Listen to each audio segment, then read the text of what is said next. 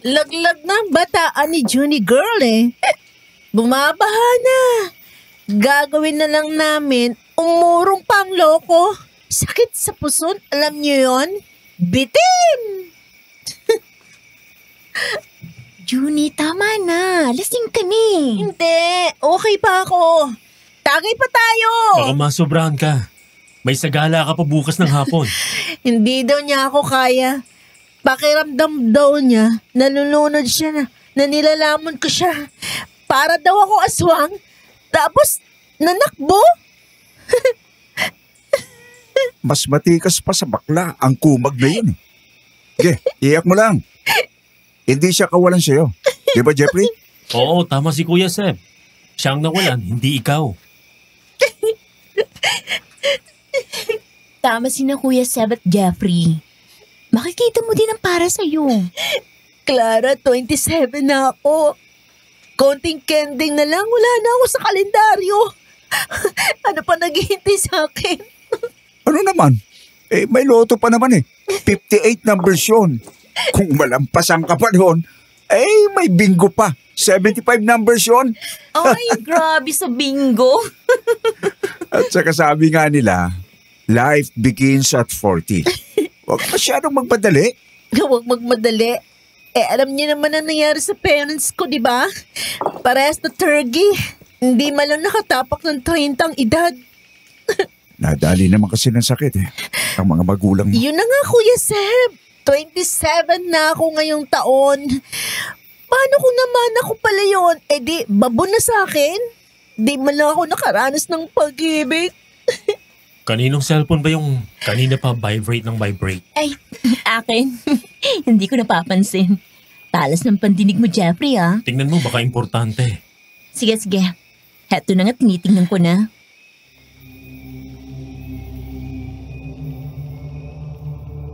Kinuha ni Clara ang cellphone sa bulsa niya at binasa ang mga messages na pumasok.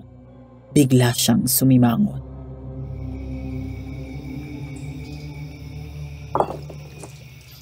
Grabe si mangot naman yan. Anong meron? Itong group text na ipinadala ni Danilo, nakakainit ang bunbunan. Bakit? Anong sabi? Kung magjojowa kayo, huwag kayo maghanap ng beauty queen. Kasi ako beauty queen ang hanap ko. Beast ang dumating. Rain ang aswang ang dating. Ay, loko. Ugag yan.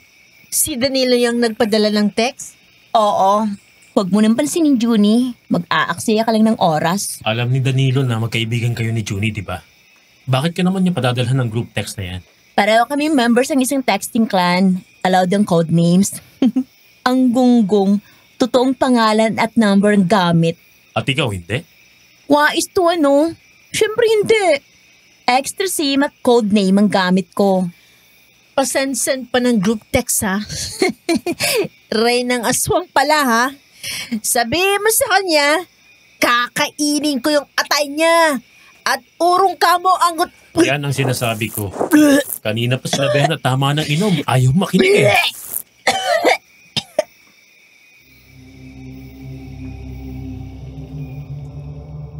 Dahil may sumuka na, tinapos na namin ang inuman. Si Kuya Seb at Clara ang naiwan para magligpit ng pinag-inuman namin. At ako naman ang bahala sa paghahatid kay Junie. Kahit malapit lang ang bahay nila, pinagbanyo ko siya bago kami umalis. Pero nang makita niya ang talahiban, nagsabi na naman siya na naiihi siya.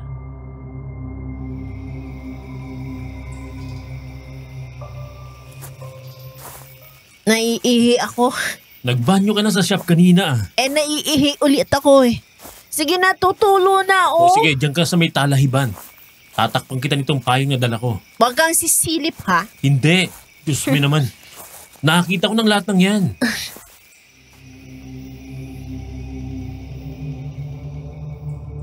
Hinawi ni Junie ng bahagya ang talahib at sumigi ng upo para magbanyo. Nilibang ko ang sarili ko sa pagbibilang ng bituin. Nakakalima pa lang ako nang biglang tumili si Junie. Sino namang hindi mag-aalala, hindi ba? Kaya sumigi ako ng lingon para lang matawag na bastos at makatanggap ng malutong na sampal mula kay Junie.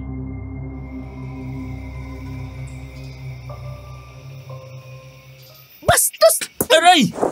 Bakit ka ba nananampal? Bakit ka humarap? Tumili ka eh. Natural, nag-aalala ako. Baka kung napapano ka na. Kita mo na okay ako, di ba? Oo, kita ko nga. Hindi ka tatalikod ulit ha, bablak ayan kita. Eto na kamahalan, tatalikod na nga po eh.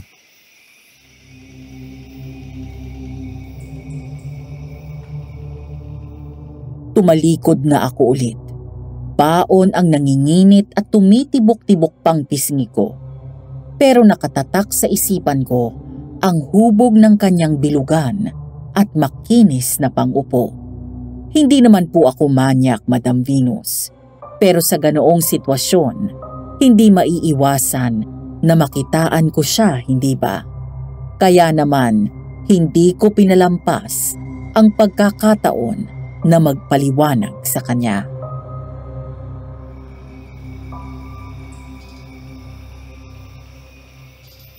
Hindi ko sinasadyang nangyari eh. Sorry na. Bakit ka ba tumili? Parang may sumundot sa akin eh, damo lang pala. Grabe ka makasampal. Ang sakit ng pisngi ko sa totoo lang. Sorry na. Kasi naman dalagang Pilipina pa din naman ako no, may kahihiyan. Nakita ko ng lahat ng yan. Sabay tayong maligo ng mga bata pa tayo, di ba? Iba yun eh, mga bata pa tayo noon. Sus, ganun din yan. Lumaki lang.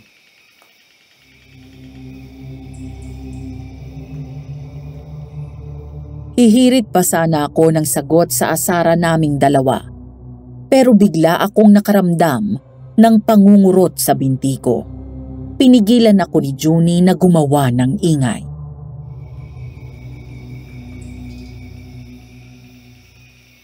Shh! Makinig ka. Bakit? Anong meron? Parang may naungol, di ba? Wala akong naririnig. Pakinggan mo kasing mabuti.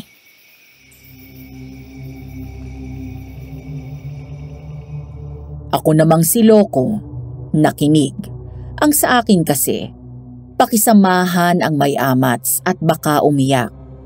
Wala, katahimikan lang ang meron. Sasabihin ko na sana kay Junie na guni-guni lang niya ang lahat. Nang biglang may nasagap ang tenga ko. Mahina lang sa una, pero parang lumalakas. Kinginanam, doon na ako kinabahan.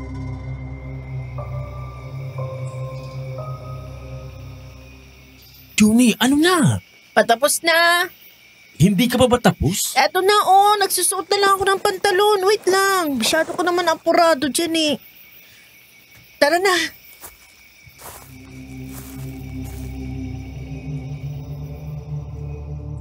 Nakarinig ako ng lagabog.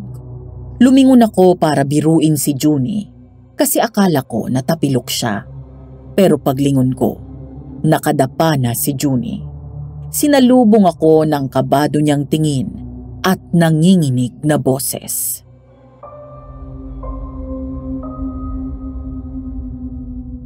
Ano ka na? Natapa ka ba? Bakit ka nakadapa dyan? Jeffrey, may humila sa binti ko. Anong sabi mo? Jeffrey, tulong! May humihigit sa akin! Junie!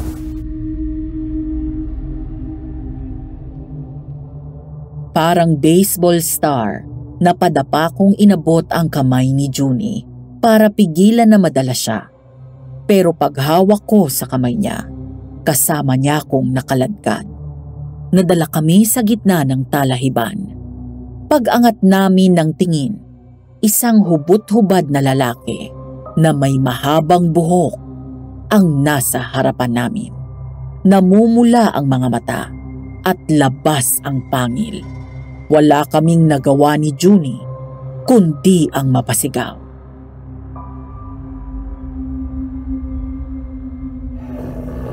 Aswang! Jeffrey, papalapit na! Kakainin na tayo! Huwag ka matakot! Hindi tayo papabayaan ni Lord! Lord, please tulungan niyo po kami! Magpadala po kayo ng saklolo!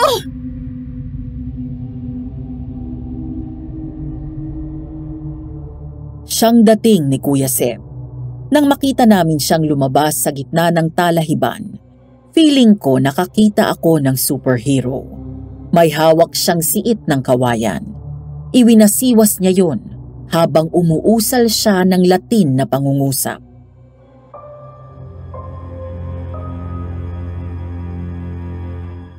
Kuya Seb! Abisete Sortes Bestras. Tagos hanggang kaibuturan mo ang hampas ay ginawan kay Judas. Layas, aswang! Layas! Tingnan mo, Junie. Parang kumaringking sa sakit yung aswang, oh. Oo nga.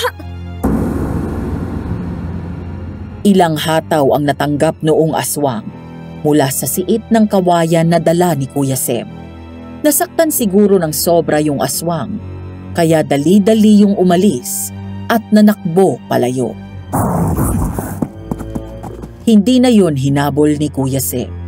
Pinili niyang lapitan kami at alamin ang lagay namin. Nasaktan pa kayo? Hindi naman. Paano nandito ka, Kuya Seb? Di ba naiwan ka sa shop para magligpit kasama ni Clara? Nag-alala ko sa inyo eh. Kaya sinundan namin kayo. Clara? Pwede ka nang pumunta dito.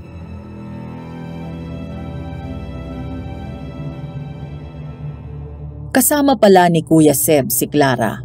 Pinaghintay siya ni Kuya Seb sa labas ng talahiban at saka lang tinawag noong wala na ang aswang. Niyakap agad ni Clara si Junie nang makalapit siya sa amin.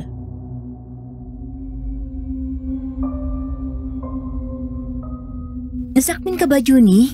Hindi naman masyado. Ikaw ba, Jeffrey? Ayos lang ako. Grabe ang takot namin ni Kuya Seb nang marinig namin ang mga hiyaw ninyo. Buti na lang talaga at nahabol niya kagad kayo. Nasa malapit lang pala kayo. Hindi. Ang totoo kasi niyan, pag alis ninyo, itong si Kuya Seb bigla na lang napraning. Napraning? Oo. Nakarinig daw siya ng umaalulong na aso. Aba, biglang hablot sa akin sabay sabing susundan daw namin kayo. Ganon? Oo, Junie, ganun. Akala namin okay kayo kasi inabuti namin kayong palayo na sa talahiban. Nakarinig na kami ng mga ungol nun eh. Tatawagin nga sana namin kayo para sabihin na hintayin nyo kami. Bigla na lang kayong nawala. Doon na kumaripas ng takbo si Kuya Seb para saklolohan kayo. Kung hindi naman kayo nasaktan, mabuti pa umalis tayo rito.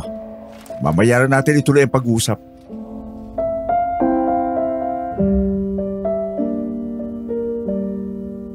Taong 2010 yun. Isang gabi na hinding-hindi ko makakalimutan kailanman. Isang pangyayari na, ano nga yung nauso noong 2024? Muntik na akong maging kwento na lang. Dear Aswang Diaries and Madam Venus, ako po si Jeffrey, Tubong Negros. Noong June 1, nag-birthday si Mrs. Hindi na iwasan na mapagkwentuhan ang aming nakaraan, na siyang nagpaalala sa akin ng aming kakaibang karanasan na may kinalaman sa aswang. Kaya heto ako, nagpadala ng sulat sa inyo, sa mga kapwa ko avid listeners ng Aswang Diaries. Gusto kong marinig ang opinyon ninyo o kung may karanasan ba kayo na katulad ng sa amin. Lapag nyo naman sa comment section pag natapos na akong magkwento. Hihintayin ko kayo sa comment section. Nasa na nga ba ako? Yung gabi sa talahiban. Paglabas namin ng talahiban, para kaming mga hunghang, nananakbo hanggang sa makaabot kami sa harap ng bahay ni na Junie. Halos magiba ang gate sa kakakatok namin.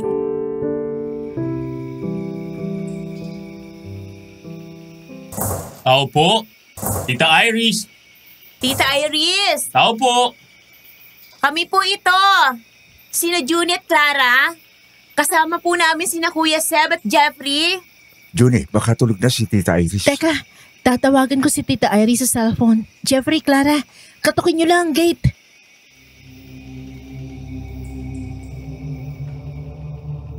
Pandalas kami ng katok sa gate ni na Junie habang tinatawagan naman ni Junie sa cellphone si Tita Iris.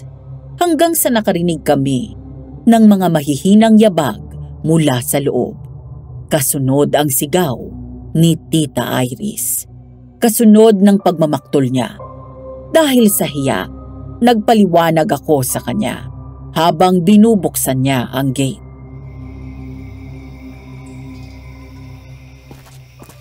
Sandali! Heto!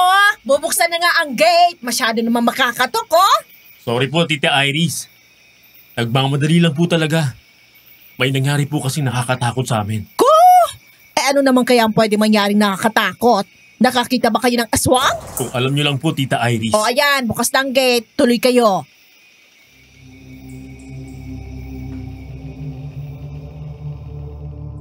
Pero nang mabuksan ang gate ni na Junie, isang babae na may maitim at nangingintab-ngintab na muka ang sumalubong sa amin. Napasigaw na naman kami ni Junie at sa pagkakataong yun, kahit si Kuya Seb at Clara ay napasigaw din.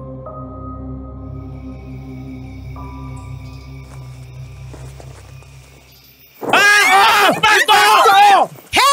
Linchak na kaiingay nyo ah! Anong impakto? Baka ang balusin ko kayo. Gandang-ganda ko eh. Tita Iris? Oh, ako nga ito, Seb. Ha? First time nyo makakita ng mud pack? Bakit po kulay itim yan? Malay ko. Bigay lang to ni Eleanor. Ni Mama? Hmm. Baka yung galing Japan. Oo, ng mama nyo. May iba pa ba kayong kilalang Eleanor na magbibigay sa akin ng mud pack? Sobrahan yata kayo sa paglalasing eh. Tumuloy na nga kayo. Thank you po. Dumiretso na kayo sa garden, ha? Sisilbihan ko kayo ng kapeng barako at ng humulos yung kalasingan nyo.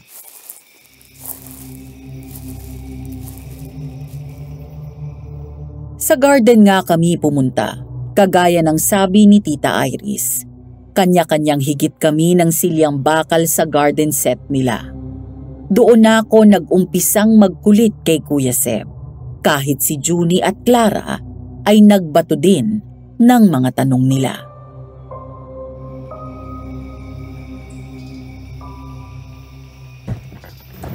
Kuya Seb, sabi mo kanina, kaya nyo kami sinundan kasi kinakabahan ka. Anong dahilan? Basta kinabahan ka lang? Ganito ha. Dito ba nakaraang linggo, palihim na nagro-ronda ang barangay.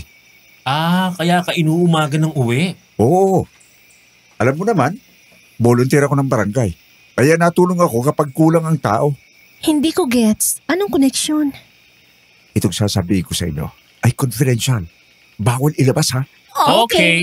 Nung nakaraang buwan, may natagpo ang babae sa may tulay natin. Nagkahasa ng aswang. Sabi ni Kamaning. Kuya Seb, di ba si Kamaning yung kanang kamay ni Mayor na espiritista? Oo, Junie. Yun na. Kung si Kamaning ang may sabi, hindi na ako magtataka kung bakit napraning si Kuya Seb. Di ba? Hindi pa nagkamali yun kahit kailan? Medyo palya siya ngayon. Paanong palya, Kuya Seb? Hindi pa sakto sa sinabi ni Kamaning yung itsura ng aswang kanina? Sakto naman, Jeffrey. Sa sobrang sakto, kinilabutan ako nang makita ko ang aswang kanina. Maliban lang sa isang bagay. Bakit Kuya Seb? Anong meron doon sa mata ng aswang? Ayon kay Kamaning, dilaw ang mata ng aswang. Pero nagbabagang pula ang mata ng nakaharap natin kanina. Talagang may nakaharap kayong aswang kanina?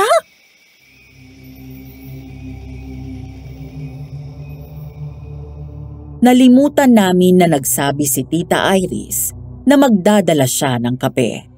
Kalokohan kung magpapalusot pa kami. Kaya naman, wala nang nagawa si Kuya Seb, kundi ang sabihin din kay Tita Iris ang mga nasabi niya sa amin.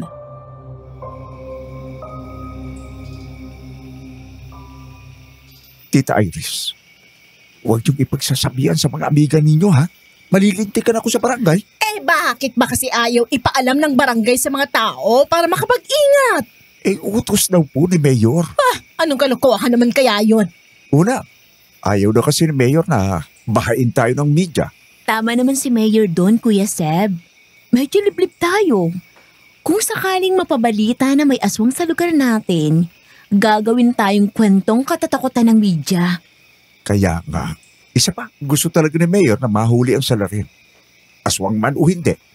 Kaya please lang po, Tita Iris, tumupad po kayo sa pangako ninyo. Oo, naiintindihan ko. Paano po? Alis na kami ha? O sige, ingat kayo.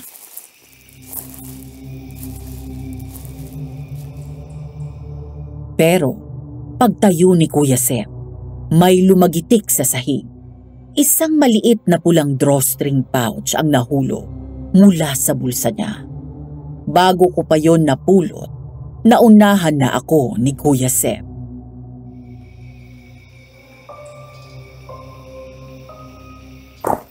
Uy, ano tong pulang bagay na to? Bulsikot ko yan. Buti na lang hindi nalakdawan na kung sino itong bulsikot ko. Ang bilis mo, Kuya Seb. Pupulutin ko sana para sa'yo eh. Anong naman ba niyan, diamond? Daya mo ka dyan.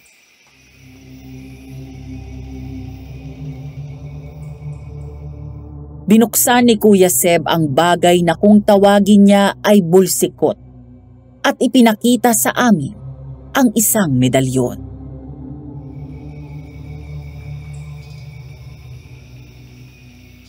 Itong medalyon ng Infinito Diyos. Umiinit ito kapag may malapit na aswang sa paligid. Kailan ka pa nag-albularyo, Kuya Seb?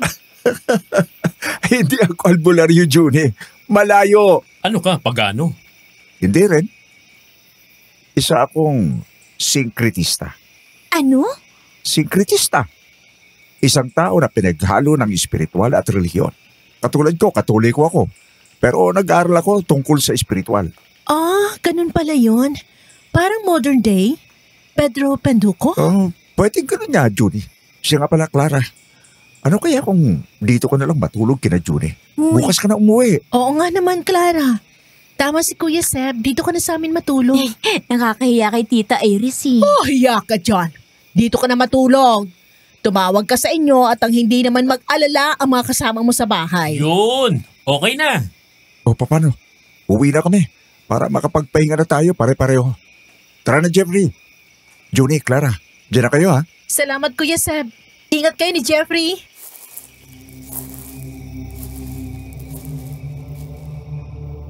Kinabukasan, nagkita-kita kami ni na Clara sa pila ng mga arko ng Santa Cruzan. Sinalubong kami ng nakakainit na ulo na tawanan ng mga tambay at mga tsismosa. Kumalat na sa lugar namin ang pagtawag ni Danilo kay Juni ng Reynang Aswang. Pinagtatawanan nila si Juni. Galit na galit si Clara.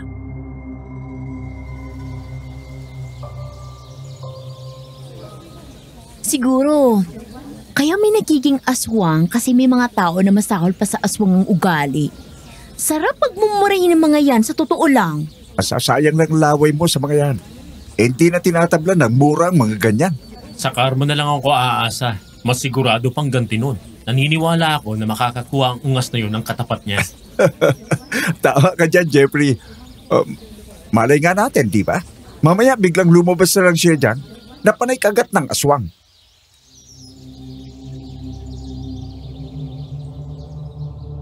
At parang nagdilang anghel si Kuya Sep. Biglang gumulong mula sa talahiban ang katawan ni Danilo. Duguan, puro kagat, walang pang-ibaba. Tilian ang mga tao sa paligid. May nahimatay pa mula sa kulumpunan ng mga tsismosa. Agad na tinawagan ni Kuya Seb ang barangay at ipinaalam ang nangyari. Ang sagala na nakatakda ng 6:00 ng gabi, naging 4:00 ng hapon.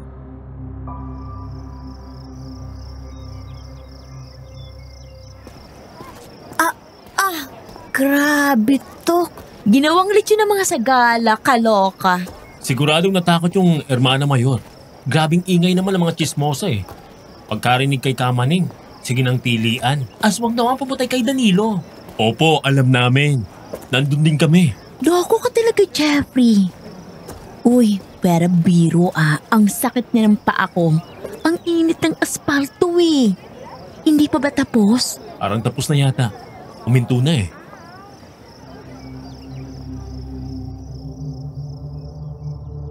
Konti lang ang pinaghintay namin at nakita ko nang palapit si Kuya Seb. Kasunod ang pawisang si Junie. Tapos na daw ang sagala. Pero walang pakain. Tetra Pak at isang cupcake lang ang pinamigay ng Hermana Mayor. Pagkatapos ay umalis na parang wala lang.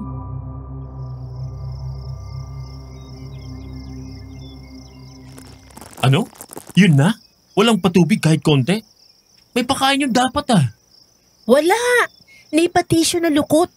Lagkit na nga ng kilikili ko eh. Pati singit ko naliligo na sa pawis. Pwede nang pigain ang gown ko. Diyos me.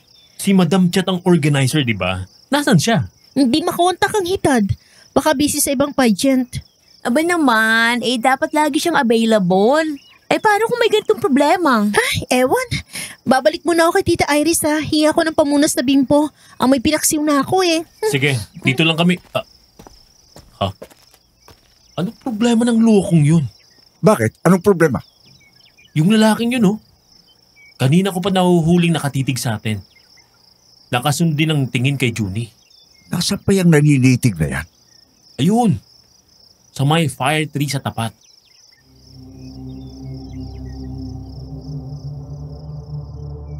Gwapo yung lalaki. Ibig kong sabihin, gwapo din ako. Pero iba ang isang yon. Ang lakas ng dating. Tisoy. Nakapusod ang medyo mahabang buhok. May magandang pangangatawan at matangkad. Papasang modelo ng sikat na brand ng sigarilyo na may mga cowboys na nakasakay sa kabayo. Hindi ko lang gusto ang paraan ng pagtitig niya kay Junie. May halong pagnanasay. Para sa akin, nakakabastos yun.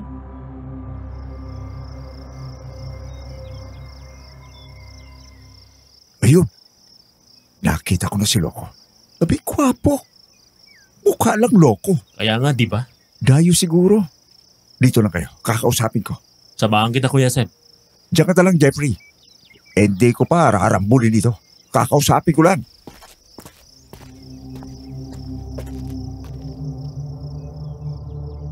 Pero hindi inabutan ni Kuya Seb ang lalaki. Nakatunog siguro ang loko na siya ang pinag-uusapan namin ni Kuya Seb. Kaya umalis agad at naglaho na parang bula. Dahil walang inabutan, bumalik agad sa amin si Kuya Seb. Magkasunod lang sila ni Junie.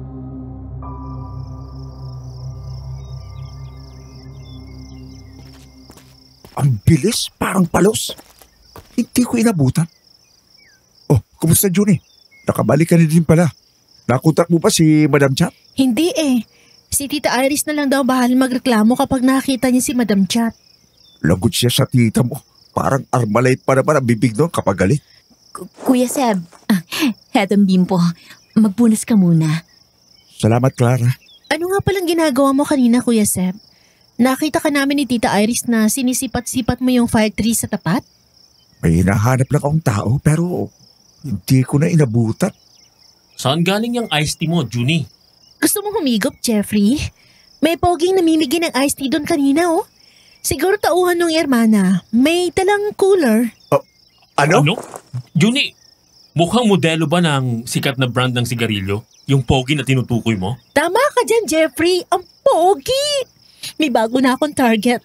Aalamin ko kung saan nakatirang lalaki yun at jojowain ko. Nasaan ang lalaking yun? Bigla nga nawala eh. Kakausapin ko pa sana pero pagkaabot ng iced tea sa akin, umalis na.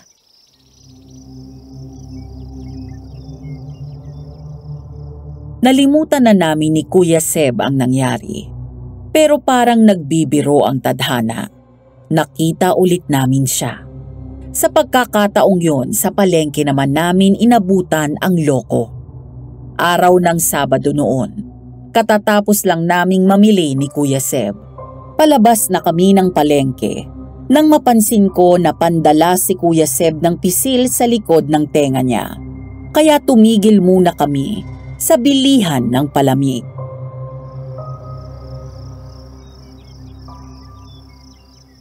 Anong problema ng tenga mo, Kuya Seb? Kanina pa umuugong yung kaliwa. Tingnan mo na kaya sa doktor. Hindi ito sakit. Nawawala kapag binubulungan ko ng pangontra. May nanunubok sa akin eh. Nagbabato ng pambate. Sino naman kaya?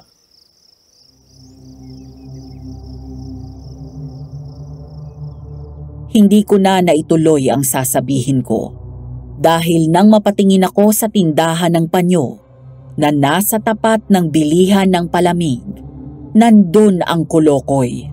Naninitig na naman.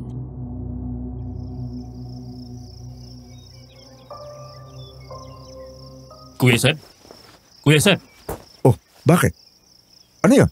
tumingin ka sa kaliwa mo. Doon sa may bilihan ng panyo. Anong meron? Yung lalaki na nanitig nung sagalaan, ayun oh. Nasa tindahan ng panyo. Ba?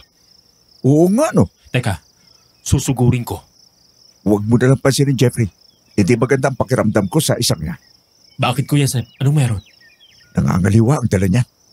Nangangaliwa? Masama ganun? Oo. Kaya naman pala panay ang ugong ng kaliwang tenga ko eh. Si Kulukoy ang may kawa. Mas lalong dapat nating kausapin ang Kulukoy na yon. Baka mamaya kung anong gawing kalokohan sa mga taga rito. Jeffrey, saglit.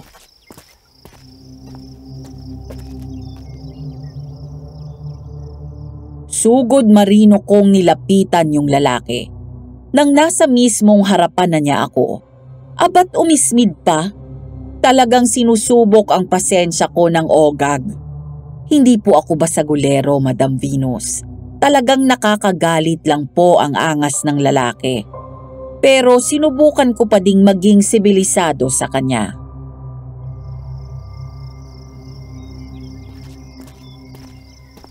Pare, nung sagalaan ka pa, Ako ba ang kausap mo? tanda kita. Ano bang problema mo? At tinititigan mong kaibigan ko. Bakit nga ba? Hindi ka nakakatawa. Tigilan mo na. Sinong may sabi na nagpapatawa ko? Kung gusto mong tumawa, kumuha ka ng payaso. Sira ulo ka.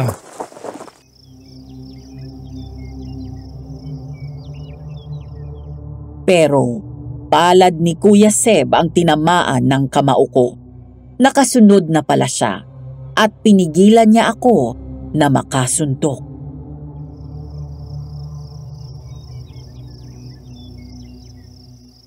Kuya Seb, Pops, hili lang Jeffrey. Hindi tayo palaway dito. Pasensya ka na dito sa kapatid ko ha. Bendahan mo. Nangangagat eh. Ganun ba? Nangangagat.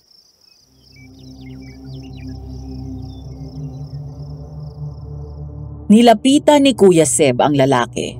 Napaurong yun para makalayo. Pero agad siyang dinikitan ni Kuya Seb. Bumakas ang takot sa mukha ng loko.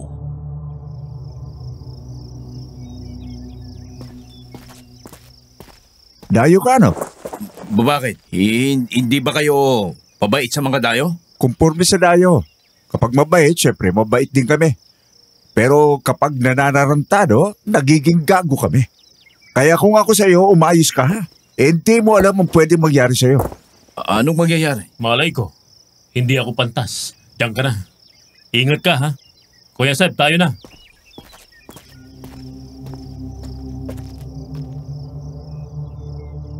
Ilang beses tinapik-tapik ni Kuya Seb ang pisngi ng lalaki bago niya tuluyang nilayuan.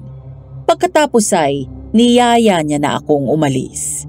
Saglit kaming nagpunta sa shop para ayusin ang mga pinamili. Pagkatapos ay umuwi na rin kami. Malapit na kasi kami sa bahay nang makita na naman namin ang lokong lalaki. Nasa may harap ng bahay namin at kausap si Junie.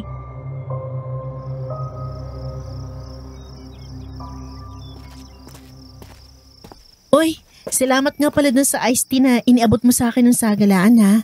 Uhaw na ako nun eh. Okay lang, basta ikaw. Mag-iingat ka sa akin. Bakit naman? Di mo alam ang bansag sa akin dito, no? Ano? Diwata? Diyosa? Rey ng aswang na uhaw sa pag-ibig. Geka, baka ma-inlove ako sa'yo. Habulin kita. Grabe naman sa Rey ng Aswang. Saan galing yan? Sa ex ko. Rey na kasi pumapahidyan ako. Aswang kasi para daw akong aswang kung magmahal. Nangangain.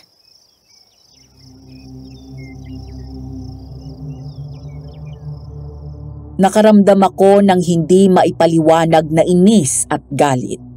Muntik na akong mapaaway sa palengke dahil sa kulokoy, hayon at kabiruan na ni Junie.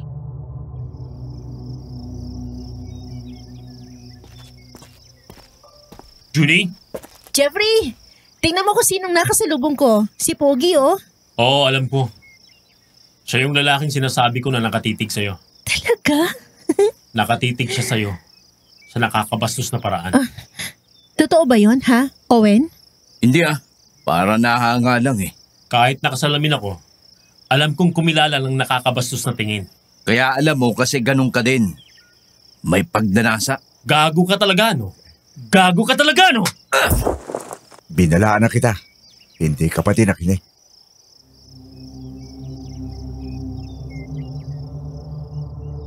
Binigyan ni Kuya Seb ang bastos na lalaki ng malakas na suntok. Sapul na sapul ang loko, sadsad sa simento. Akmang tatayo ang lalaki para gumanti ng suntok nang marinig namin ang boses ng mama namin. Kararating lang niya, kasama si Madam Chat at Clara. Napaigtad ako nang sumigaw siya. Maging si Kuya Seb ay natigilan.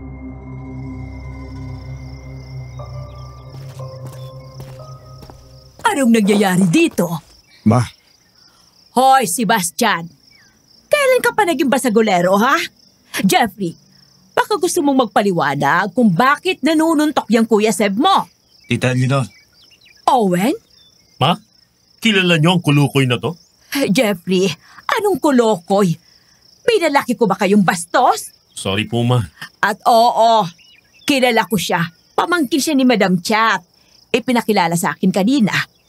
Iniwan lang namin saglit dahil nahagip ni Junie. Ano? Sinong magpapaliwanag? Wala?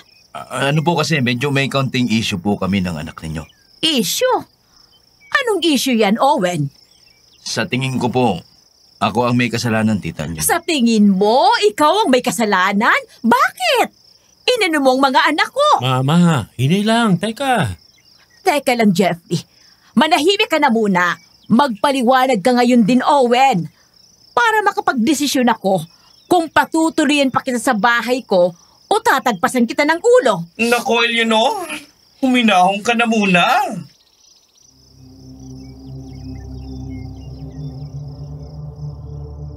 Sopistikada, maganda at malambing. Yan ang nanay namin na si Eleanor. Marami ang nagsasabi na misteryosa siya. Madalas tahimik si mama at ang hilig niya ay ang magbasa ng libro. Malinis sa bahay, maasikaso sa mga anak. Hindi pala away, pero ayaw niyang malalaman na naaapi kami. Kahit si Andres Bonifacio, mananakbo kapag nagalit ang mama namin. Kaya naman, ganoon na lang ang pamumutla ni Madam Chat nang mag-iba ang tono ni mama.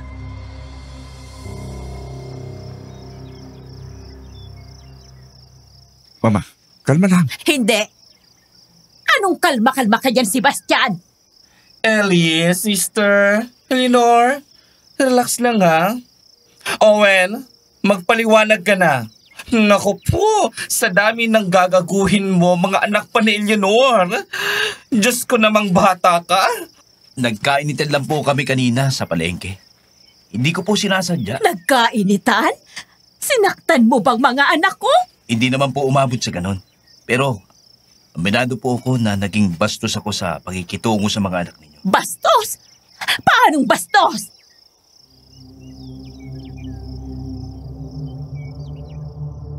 Biglang nawala ang kaangasan ng loko. Magalang at mahinahon niyang isinalaysay kay mama ang nangyari. Buong kababaang loob din niya na inamin ang mali niyang ginawa. Malayong malayo sa mayabang at mapanuya na ugali niya sa palengke. Kulang na lang, labasan siya ng sinag sa ulo at tubuan ng pakpak.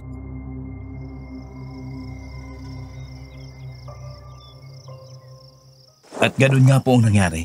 Aha, ikaw pala yun ah. Anong ibig mong sabihin, Clara? Tita Eleanor, siya po yung sinabi ni Jeffrey kay Kuya Seb na nanitig sa amin noong araw ng sagalaan. Naninitig? Opo, as in titig na titig. Oo, ako nga yun. Mali ako. Sorry.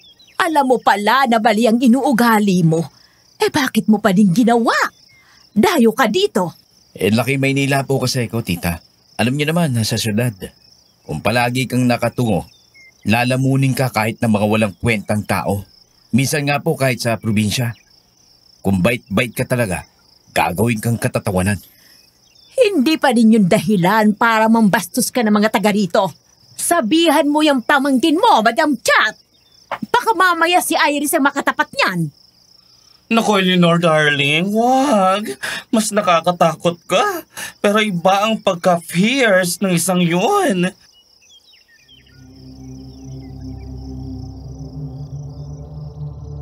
Totoo ang sinabi ni Madam Cha. Ibang klase ang tita ni Junie, na si Tita Iris. Babaeng bakla yun, pero parang barako kung magalit. Para namang nananadya ang panahon, biglang sumulpot si Tita Iris.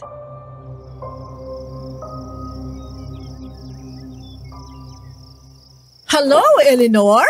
Hello, Chat? Madam Chat ka na pala ngayon. Kumusta? Okay naman ako. Sino yung hunky boylet na kasama nyo? Bagong fafa mo, Madam Chat? Ang bata Hindi. Pamangkin ko ang isang to. Galing Maynila, nagbabakasyon. Ganun ba? Pogi, Gawin mo kayang konsorte sa mga sagalaan, pagkakaguluhan yan. Sa tingin ko nga. And speaking of sagalaan, mabutit na hagip kita. May reklamo ako. Bakit? Anong problema? Alam mo kasi, itong si Johnny Perco, si Junie na alaga mo na ngayon, may isinumbong siya sa akin tungkol sa nangyari sa sagalaan. Bakit? Ano daw problema ni Junie? Ay nako, grabe ang sunburn sa batok. Uhaw na uhaw din. Sabi mo ikaw ang bahala. Ay, pasensya ka na, Iris, Busy kasi ako sa Manila nung araw ng sagalaan natin dito. Hindi ko naman nakalain na may mangyayaring aberya. O ano, sorry na lang? Ha? Huwag ka na magalit, Iris. Band na ang huklubang yun sa pagiging hermana. Kinausap ko ng ibang organizers. Hindi na makakaulit ang bruhang yun sa amin. Ay mabuti pa pumasok tayo. Sa loob na natin ituloy ang pag-uusap natin. Pataas na ang araw mo.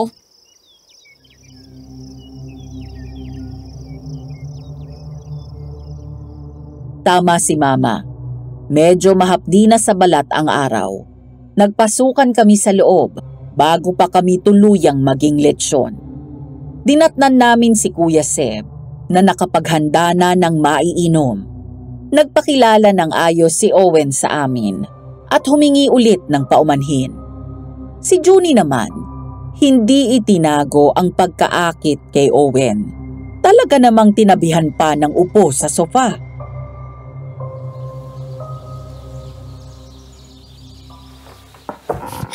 Pinyo ka din Owen. Taliwas sa meaning ng pangalan mo nang ibig sabihin ay marangal? Mukhang pati si Junie, bibigyan ka ng sermon, Owen. Sukat mong asar ng taga rito. At talagang sina Kuya Seb pang napili mo. Yan tuloy nakatikim ka ng suntok. May isa pang ibig sabihin ng pangalan ko. Kabataan. Halos kapareho lang sa'yo. Oh, di nga. Evergreen at young. Mukhang hindi naman nagkamali. Mukhang bata ka pa. Ilang taon ka na ba, Junie? Owen, ano ka ba naman? Hindi mo dapat itinatanong ang edad ng babae. Okay lang po, Madam Chat. So, ilang taon ako, ha? Hulaan mo kaya? 18? Mukhang 18 ka eh. Bola. Grabing mambola. Grabe naman talaga. Mukha akong 18. 27 na ako. Ikaw ba, Owen? Ilang taon ka na ba? 31 na ako. Ay, bet na bet. Anong masasabi mo sa akin bilang girlfriend? Swerte ang lalaking magugustuhan mo.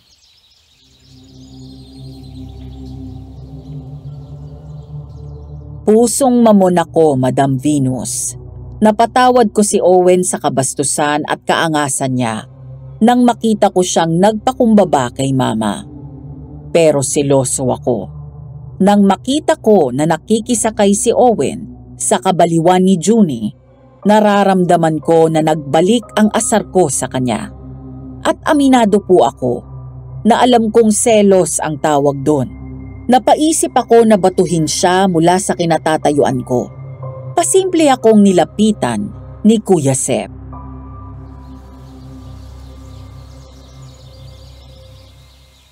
Ano? Okay ka pa ba?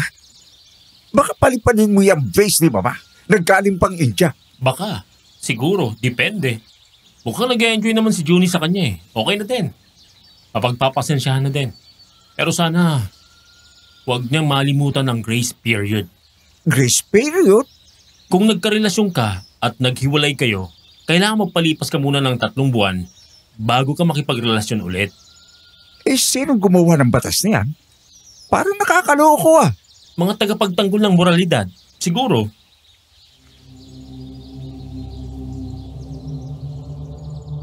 Pero kay Junie, walang silbi ang grace period. Kung ako ang tatanungin, hindi applicable sa sitwasyon ni Junie ang grace period. Ginago naman siya ni Danilo, pero nabanggit ko lang yon kasi nagseselos ako. At hanggang selos na lang ako. Panakip butas kapag kailangan ni Junie ng sasambot sa kanya. Katulad nung minsan sa isang pageant, hindi nakarating si Owen, kaya ako ang nagbigay ng bulaklak kay Junie.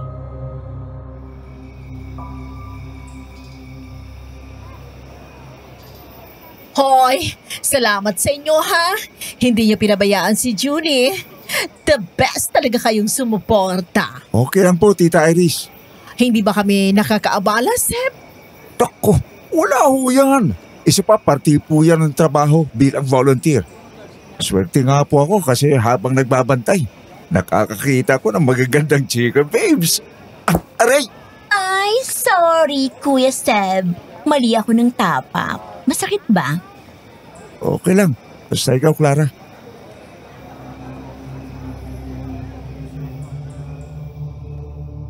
Hindi yun aksidente. Kita ko ang gigil ni Clara nang tapakan niya ang paa ni Kuya Seb. Napangiti ako ng lihim. Mukhang may something si Kuya Seb at Clara. Isa pa, matagal ko nang nahahalata na nalilimutang tawagin ni Clara si Kuya Seb ng kuya. Natatawa kong iniligid ang paningin ko at nakita kong palapit si Junie sa amin. Galing siya sa dressing room. Nakapagpalit na siya ng damit.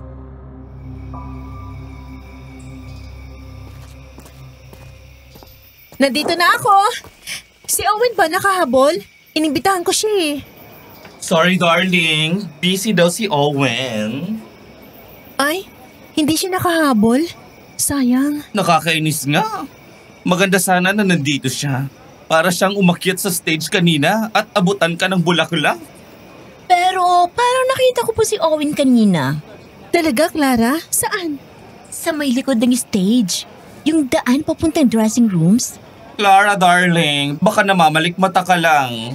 Pero parang siya po talaga yung nakita ko eh. Ay nako, pabayaan na lang natin yung si Owen. Nandito naman si Poging Jeffrey. Pogi ka daw? Patingin nga, Jeffrey. Johnny, masyado kang malapit.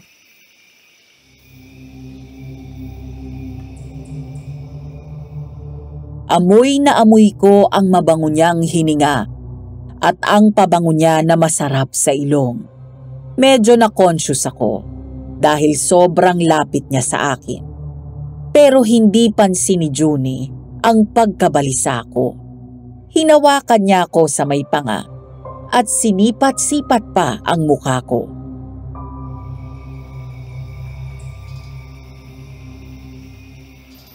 Oo nga. Pogi ka nga, no? Lalo't wala kang salamin. Tapos nakataas ang buhok mo. Nakakakita ka ba sa lagay na yan, Jeffrey? Nagsuot ako ng contact lenses na may grado, Junie. Bakit hindi mo na lang lagi suot yung contacts mo? Sayang, ganda ng mata mo. Hindi makita kapag nakasalamin ka. Ewan ko lang, Junie, ha? Pero parang nakakadagdag sa personality ni Jeffrey salamin. Yee, si Clara. Mukhang tinamaan ka kay Jeffrey. Support kita, friend. Kung wala na kayong nalilimutan, tayo na. Konti na lang tao dito. Okay. Ay, nalimutan ko sa dressing room yung cellphone ko. Sigurado ka ba? Baka nasa bag mo lang. Tingnan mo muna.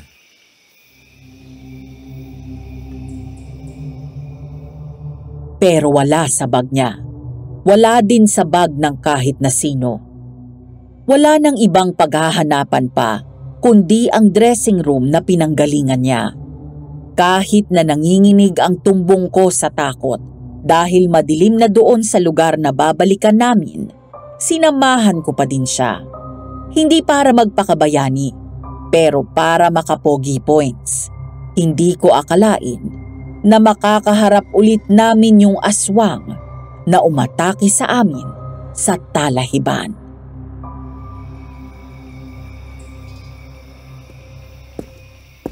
Ang dilim na pala. Dapat yata si Kuya Seb na lang sumama sa akin. Okay ka lang ba? Di ba takot ka sa dilim? Okay naman. Buhay pa. Sigurado ka?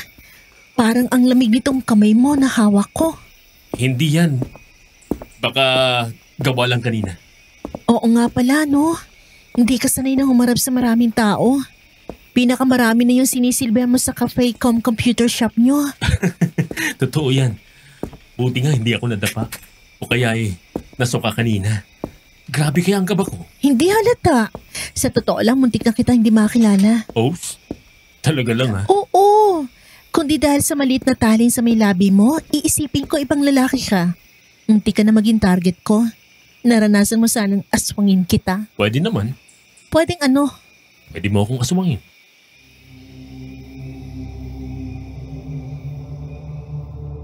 Hindi ko na ituloy ang gusto kong sabihin dahil bigla kaming nakarinig ng kaluskos at ilang ungol. Panabay kaming napalingon sa pinanggagalingan ng ingay. Nagkatitigan kami tapos napatingin kami sa nakaawang na pinto ng dressing room. Patay ang ilaw doon, pero may kaunting liwanag na nasisilip sa bintanang salamin. Galing yun sa poste na nasa may malapit lang.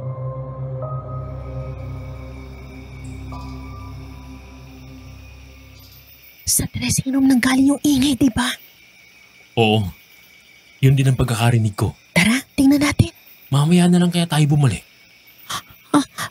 Parang may naungol. At saka, daing ba ng babae yun? Junie, tayo na. Tumawag na lang tayo ng... Teka, Junie! Huwag ka muna pumasok!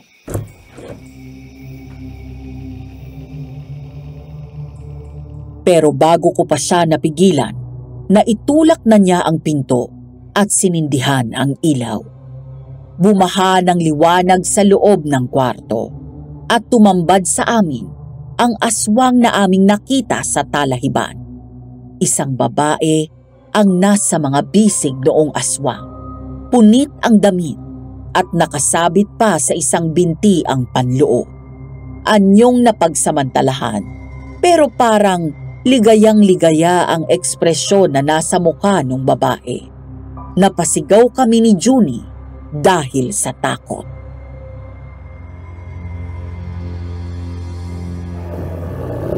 Aswang! Diyos ko po! Kakainin tayo! Hindi ako papayag! Mapapatay muna ako ng aswang na yan bago ka niya malapitan! Jeffrey! Papalapit na sa'yo!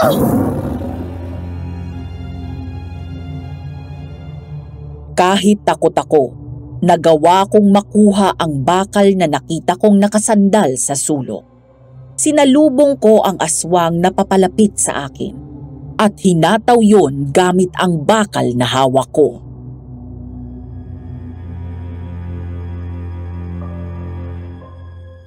Ano? Lapit! Para makuha mong hanap mo! Jeffrey! Diyan ka lang sa tabi, Junie! Hindi ko hahayaan na malapitan ka nitong aswang! Mga walang laban na ang kaya mo eh! Ano? Babasakin kong bungo mo!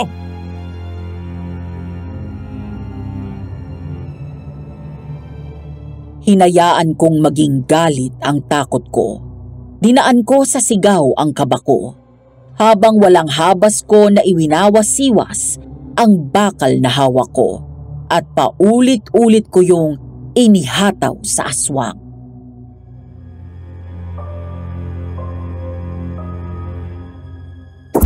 Ano? Tuturukin ko mukha mo? Jeffrey! Abat talagang hinawakan mo pa talaga ang tubo ah? Bitaw! Ingat, Jeffrey!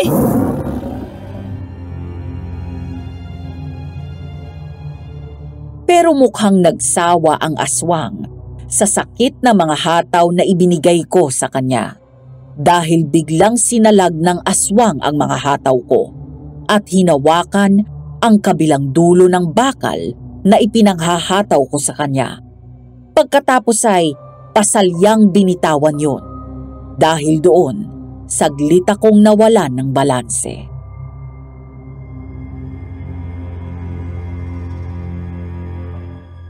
Jeffrey! Ah! Tumakas siya sa bintana! Lokong yun ah! Itinulak ako para makatakas?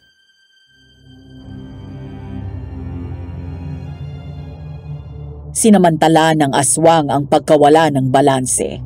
Basag ang salaming bintana ng kwarto. Dahil doon dumaan ang aswang para makatakas. Hapong-hapo ako dahil sa takot at pagod sa paglaban sa aswang. Hinahapo akong naupo ng pasalampak sa sahig.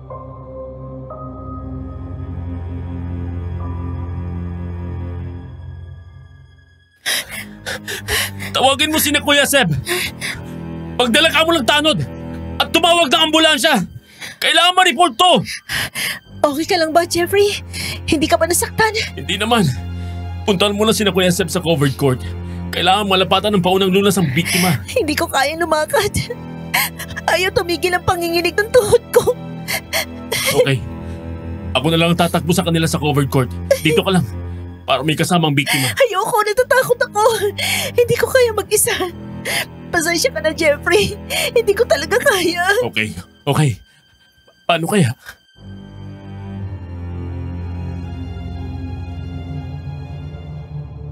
Kailangang malaman ni Kuya Seb ang nangyari. Pero paano? Gustuhin ko mang ipagpilitan na lumakad. Hindi ko na din kaya. Ayaw tumigil ng panginginig ng tuhod ko. Wala naman akong cellphone na dala dahil iniwan ko ang cellphone ko kay Clara. Bigla akong nakarinig ng pamilyar na ingay.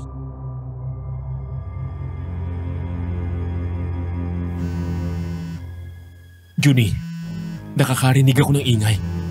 Parang vibrate ng cellphone yun. Cellphone! Oo nga pala. Kaya tayo bumalik dito gawa ng cellphone ko. Nasaan na yun? Parang may naririnig akong ingay doon sa loob ng drawer. Oo nga. Teka, titingnan ko. Baka cellphone ko yun.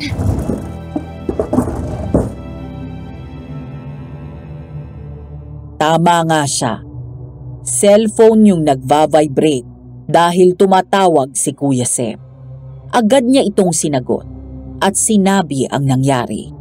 Ilang sandali pa, dinaluhan na kami ni Kuya Seb sa dressing room.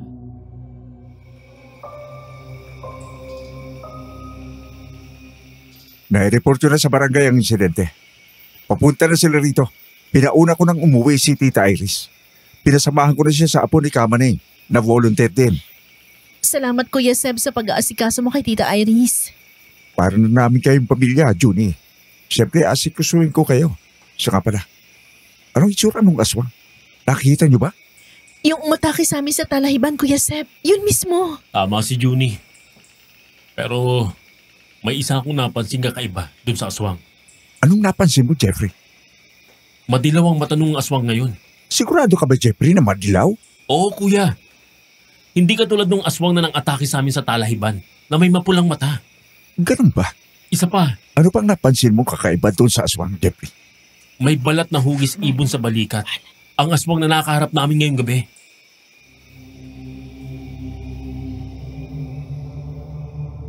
Lumipas ang 3 araw. Nabalitaan ni Mama mula kay Tita Iris na hindi nakakatulog ng ayos si Junie.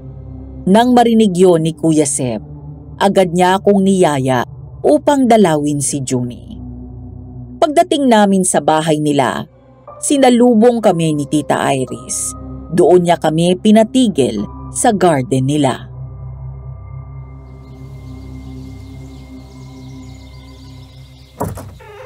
Mabuti naman at dumalaw kayo. Upo kayo. Salamat po. Kumusta naman kayo, Tita Iris? Heto, medyo losyang. Kulang sa tulog, Seb. Pati po kayo? Bakit? Anong problema? Ay, si Junie kasi kapag nakakatulog, biglang nagigising, nagsisigaw. Binabangungot kasi. Ako naman nagugulat sa sigaw niya. Ganun pala. Tapos ilang araw na niyang sinasabi na hindi pantay ang hinliliit niya sa magkabilang kamay. Maliit ang isa? Oo, Jeffrey, parang ganon. Ayaw din nang tumigil ang pagbundol ng kaba sa dibdib niya. Biglang-bigla na lang daw. Naandyan po ba si Junie? Oo, teka, tatawagin ko.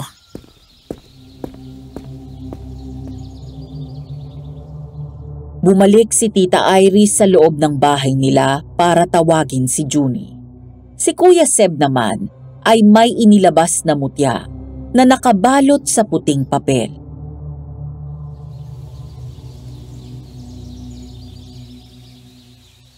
Aanihin mo yan, Kuya Seb. Ito, makakatulong ito na matukoy natin kung may bate, usog o galaw si Junie. O kung may nagtatangkabang aswang sa kanya. Sureball ba yan? Galing pa ito sa Banawe. Ibinigay ito ng isang babaeng manggagamot sa akin bilang pasasalamat. Dahil sa maganda naming usapan tungkol sa espiritual. Paano namang magagamit yan? Ang bate, naninilaw ang bato. Kung usog, iinit sa palad ng tao. Wow! Kung galaw, magmumukhang abuhin at madumi. At kung may aswang na balak biktimahin yung tao, magiging kulay rosas ito. Ang galing naman yan.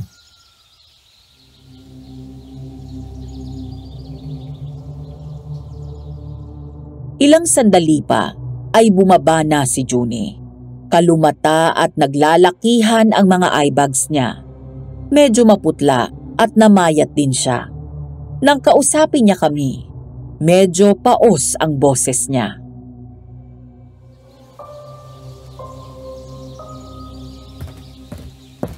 Junie? Pasensya na kayo ha. Hindi ako nakapag-ayos. Sama ng pakiramdam ko eh. Pwede mo bang ilarawan ng buo ang nangyari sa'yo? Di ko alam, Kuya Seb.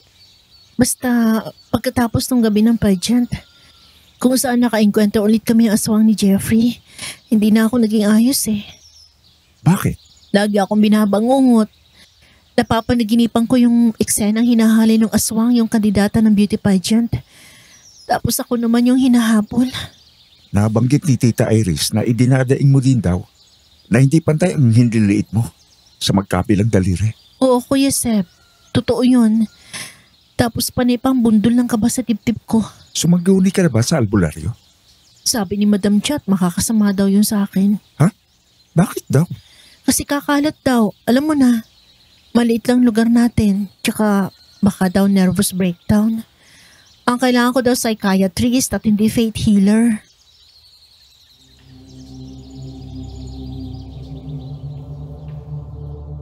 Nagkatinginan kami ni Kuya Seb. Anong kalokohan naman ni Madam Chat yon? Psychiatrist? Lalo nang nalintikan ang karir ni Junie kung magkakaroon siya ng record ng mental issue. Lalabas na hindi siya matino, na may amats siya sa utak. Siguro ay pareho kami ni Kuya Seb ng naisip, kaya inalok niya ng tulong si Junie.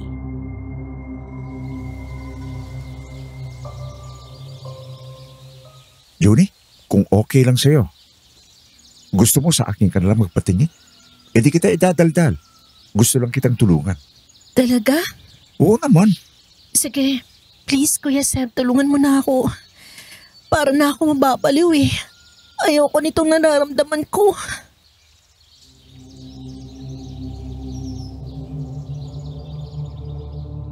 Umusal ng Latin na pangungusap si Kuya Seb at pinahawakan kay Junie ang bato.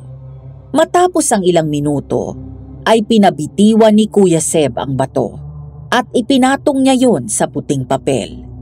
Nabigla kami sa naging resulta. Halos kulay rosas na medyo naninilaw na abuhin ang kulay noon. Napabuntong hininga si Kuya Seb sa nakita.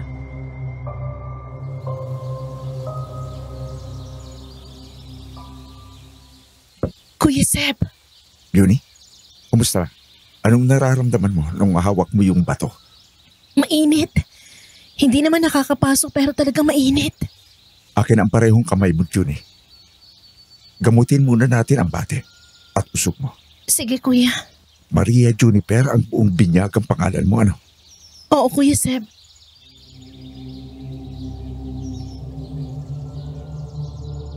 Hawak ang magkabilang kamay ni Junie.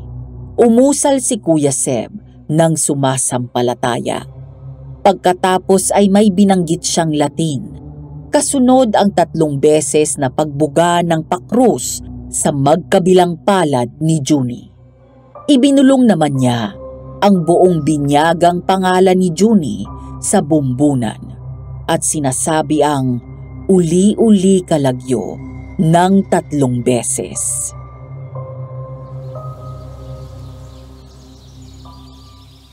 Tapos na ba ang gamutan, Kuya Seb? Tingnan mo na, Junie. Check mo kung pantay na. Paano kung hindi? Saka na natin alalahanin kung hindi. Tingnan mo muna kung nakuha pa.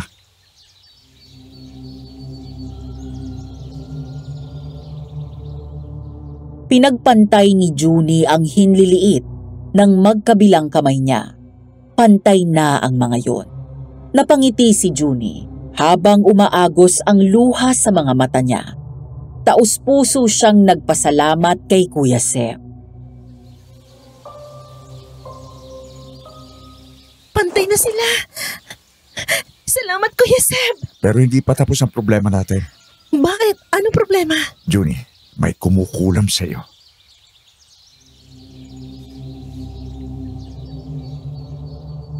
Saktong palapit sa amin si Tita Iris nang sabihin yon ni Kuya Seb. Basag ang mga basong nabitiwan niya.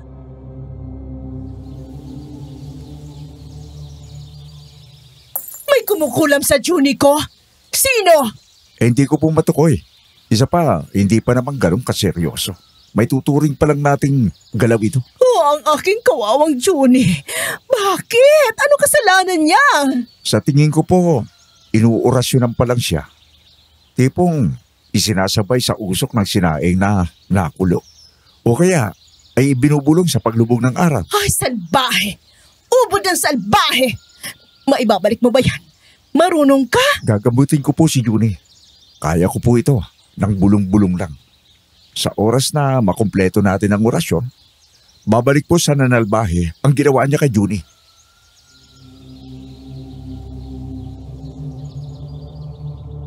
At yun nga ang ginawa ni Kuya Seb. Umusal ulit siya ng dasal.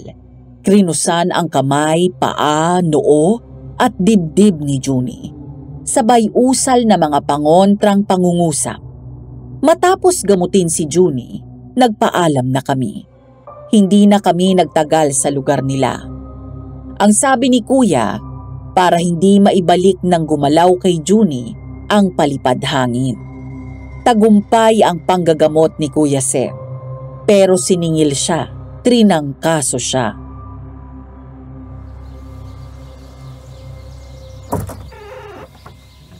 Oh, nasa kwarto ka pala ng Kuya Seb mo. Dahan-dahanin mo ang pagsasara ng pinto at baka magulat pa. Opo. Medyo mababaw nga po ang tulog ni Kuya Seb. Sabi niya, kinugulo siya ng mga hiniraman niya ng lakas. Kumusta na ba siya? Bumaba na bang lagnat? Sinat na lang, ma. Pero grabe daw po ang sakit ng katawan niya. Daig pa daw ang makakalas ang mga hugpungan ng buto niya. Yan ang nga bang sinasabi ko eh. Kaya ayoko na pag-aralan niyang panggagamot. Dahil may singil yan at balik. Gusto lang pong tumulong ni Kuya Seb. Oo, Jeffrey, nandun na ako. Pero tingnan mo, pagkagaling ninyo kina Junie, hayan at plastado na. Masakit para sa nanay na katulad ko na nagdudusa ang mga anak ko.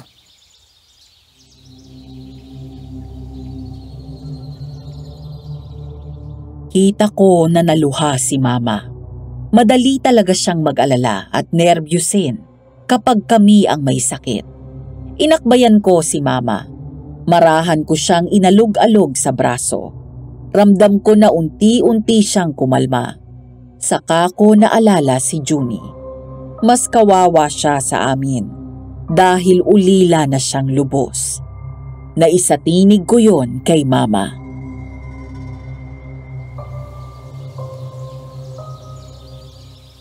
Mas kawawa po si Junie.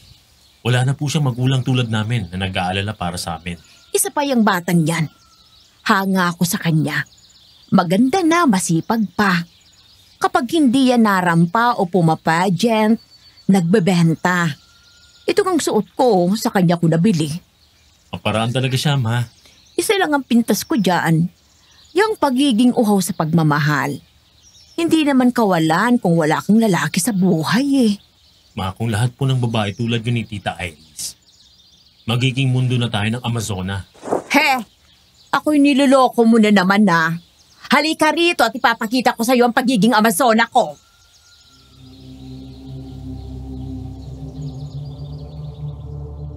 Nasa gitna kami ng pagbibiruan ni Mama nang biglang may kumatok sa gate.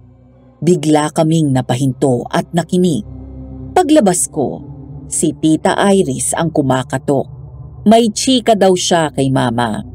Binuksan ko ang gate at pinatuloy siya.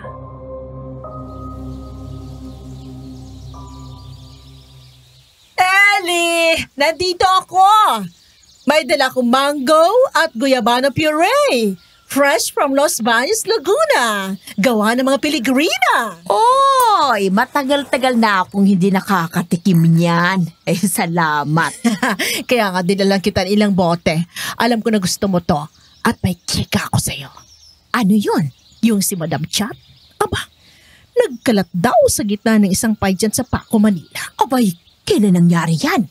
Paano nagkalat? Kagabi lang. Habang nagkakasiyahan daw, biglang sumuka ang hukluma ng dugo. Ay, naku po. Di nagkagulong mga tao. Aba, syempre kagulo ang tao. Kasi nga naman, baka may TB o kung anong nakakahawang sakit. Hayon, sabi nung nakasalubong ko na kasambahay nila, nakakulong lang daw sa kwarto si Tanda.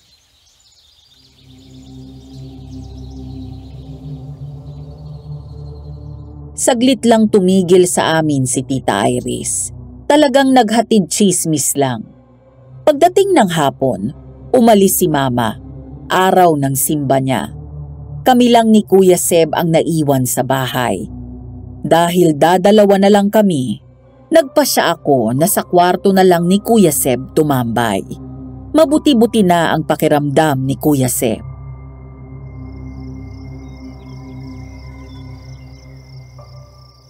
Parang narinig ko si Tita Iris kanina. Oo, nagatid lang ng balita. Tungkol saan? Hindi saan, kundi sino. Sino naman daw? Sumuka daw ng dugo si Madam Chat. Kailan daw yun? Kahapon. Sa intindi ko, kasabay ng panggagamot mo kay Junie. Hindi mo naman iniisip ang iniisip ko, no? Posibleng si Madam Chat ang nanalbahi kay Junie. Sana hindi.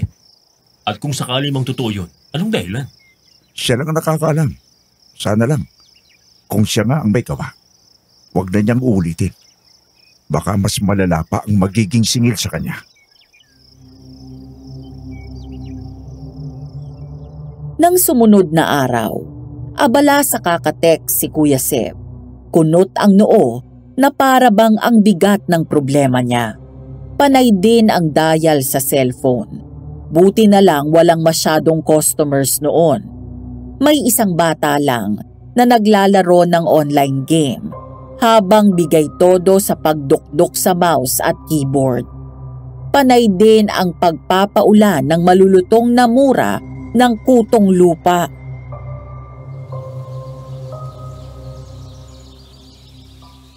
Number 6. Dahan-dahan sa gigil ng mouse. Kapag nasira mo yan, babayaran mo. Kuya Seb, anong meron? Maghapon ka ng nagsiselfon ha? Kailan mo huling nakita si Clara? Si Clara? Oh, Nung gabi ng pageant, nung magkakasama tayo, bakit? ano kayang nangyari doon? Hindi sumasagot sa mga text. Paging sa mga tawag. Subukan mo nga. Teka. Oh, eto. Dinadayal ko na. Wala. Hindi nasagot, Kuya Seb. Ganun ba? Sige, salamat.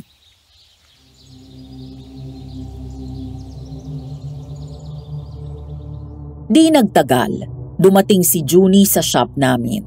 Kasama niya si Owen, na mahigit 1 linggong nawala. Naupo sila sa bar counter at doon nagkwentuhan.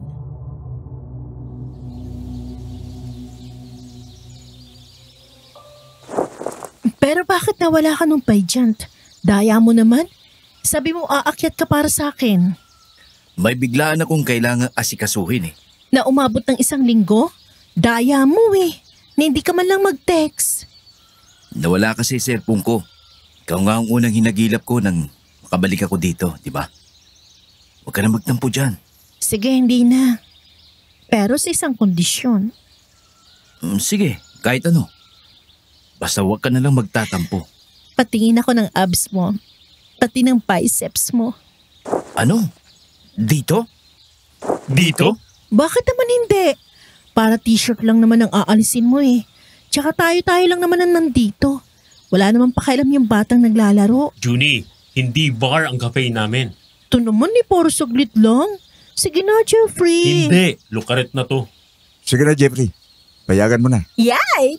Thank you, Kuya Seb. Owen, pumayag na si Kuya Seb. Hindi ka na pwedeng tumanggi. May choice ba ako?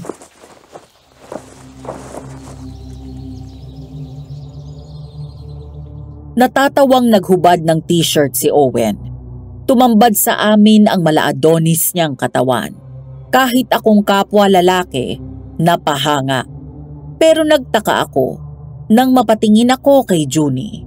Nakatitig lang siya sa katawan ni Owen. Tahimik lang siyang nakatitig sa hugis ibon na balat ni Owen sa balikat. At hindi siya nakangiti. Bagay na napansin din ni Owen.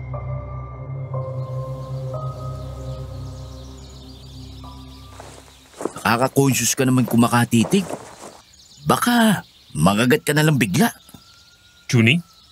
Junie, tawag ka ni Jeffrey. Ha? Ano? Natulala ako sa abs mo, Owen. Ibang klase. Para kang ribultong nililok. Susuot ko na nga itong t-shirt ko. Mamaya kagatin mo pa ako eh. Natatakot ka na ba sa akin? Kalma ka na. Nakatago na uli oh. O paano? Pinatawad mo na ba ako? Ha, Junie? Oo.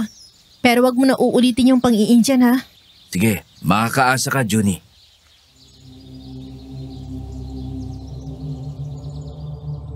Pinabayaan ko na yung dalawa. Inabala ko ang sarili ko sa paghuhugas ng mga tasa. Huminto ako sa ginawa ko nang kumililing ang maliit na bell sa pintuan ng shop namin. Si Madam Chat ang pumasok.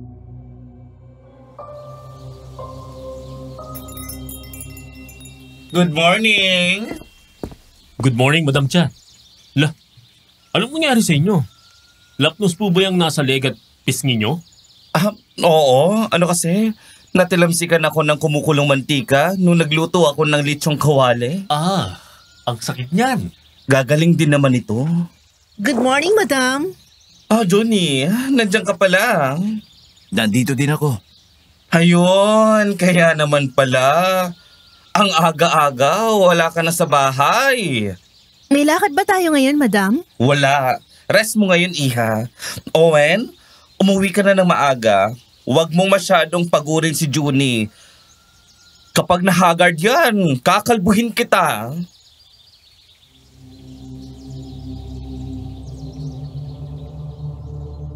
Pagkalipas ng 1 linggo, naging mas malapit sina Junie at Owen. Pero nasaan si Clara? Puro si Owen lang ang palaging kasama ni Junie. Kahit ang regular na pagdalaw sa shop ni Clara ay tumigil na. Pagdating ng Sabado, bandang papalubog na ang araw, nahagip ko sa wakas si Clara na naglalakad sa may tabing dagat.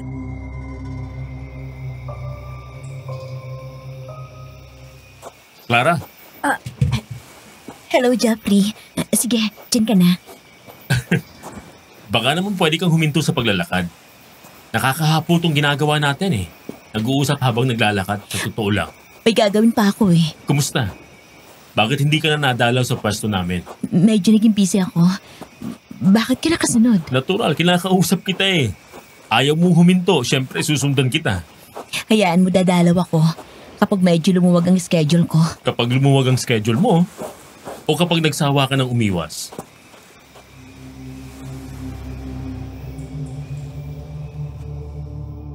Sa sinabi ko, biglang huminto si Clara. Tumingin siya sa dagat ng ilang sandali at huminga ng malalim. Saka siya humarap sa akin. Hindi ko naman kayo iniiwasan. Inahanap ka na ni Kuya Seb. Ikumusta mo na lang ako sa kanila. Sige, Jeffrey, dyan ka na. Nagkasakit si Kuya Seb.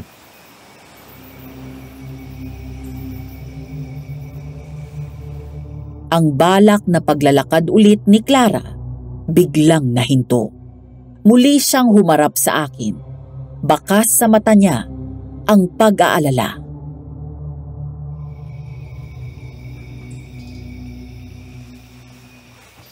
Anong sinabi mo? Nagkasakit si Seb? Kailan? Bakit? Nagkasakit si Kuya Seb matapos niyang gamutin si Junie. Si Junie? Bakit? Anong nangyari? Anong panggagamot? Bakit kailangan gamutin? Humingi ng tulong si Tita Irie sa akin. Nadiskubre ni Kuya Seb na may nananalbahay kay Junie. Ayun, ginamot. Ha? Junie, buti at naagapan niyo siya. Bakit hindi mo dalawin si Junie? Saka na lang, kapag ayos na ulit kami. May hindi ka ba sinasabi sa amin? Jeff,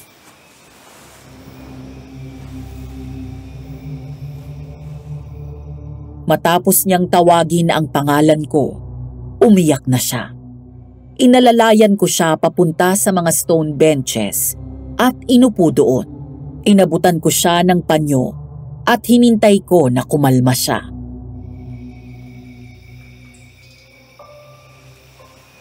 Okay ka na? oo. Salamat sa panyo. Handa ka na bang pag-usapan? Jeffrey, hindi ako sigurado kung maniniwala ka. Kayo ni Kuya Seb sa sasabihin ko. Depende na yun sa akin at kay Kuya Seb, di ba? Oo, tama. Ano kasi, ang totoo niyan, parang naging awkward kami sa isa't isa. Gawa ng Owen.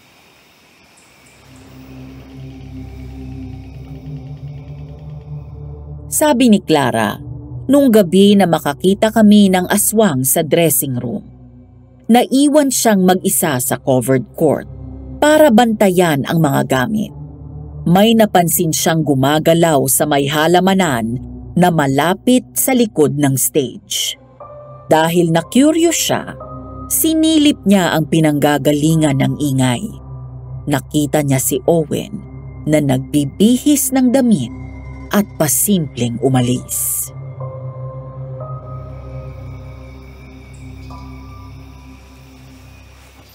Parang pumuslit, ganoon ba? Oo, parang ganon. Bakit hindi mo tinawa? Hindi ko alam. Hindi ko alam kung bakit hindi ko tinawag si Owen. Siguro dahil sa kakaibang naamoy ko sa kanya. Anong amoy? Parang yung amoy ng patay na daga.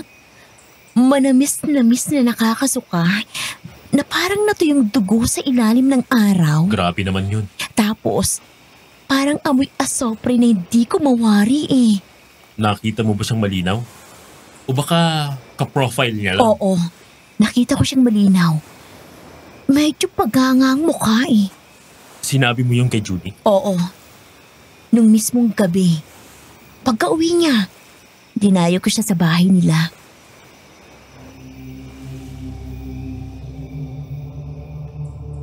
Ayon kay Clara, nang makauwi na kaming lahat, lumabas ulit siya para pumunta kina Junie habang magkausap sila sa cellphone.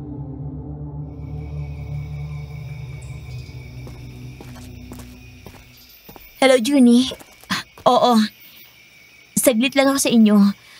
May importante lang akong sasabihin. Ha? Sana lang talaga paniwalaan niyo ako, ha? Ano yun? Kung bakit naman kasi pinapabayaan ito ng may-ari na maging masukal eh. Bibili-bili ng property, hindi naman kayang alagaan. Nagiging kuta tuloy ng kung ano-ano. Naku po!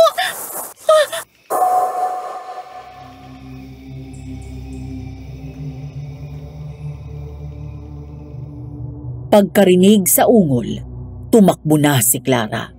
Ang problema, malawak yung lote, kaya mahaba ang sakop ng daanan. Malapit na sana siyang makalampas nang biglang binundol siya noong aswang. Bumalandra sa konkreto si Clara at kinubabawan siya ng aswang.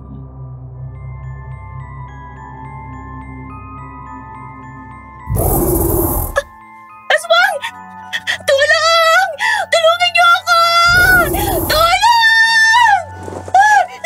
Hindi mo ako makakain ng walang laban! Itong sayo!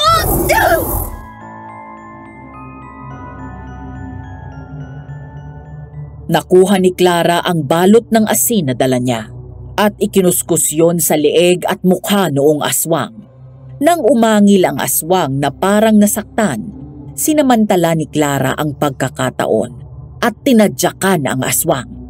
Pagkatapos ay kumaripas na siya ng takbo hanggang sa makarating kina Junie.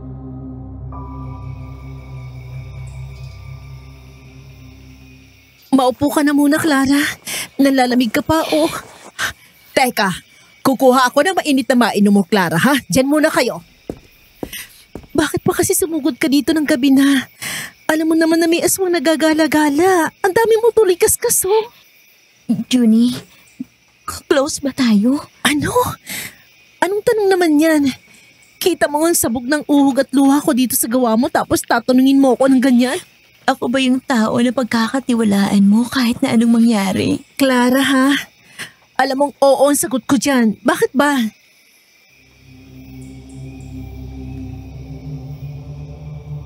Sinabi ni Clara kay Junie ang nakita niya. Nang matapos siyang magkwento, tahimik lang si Junie. Pero hindi bumitaw sa pagkakahawak sa mga kamay niya.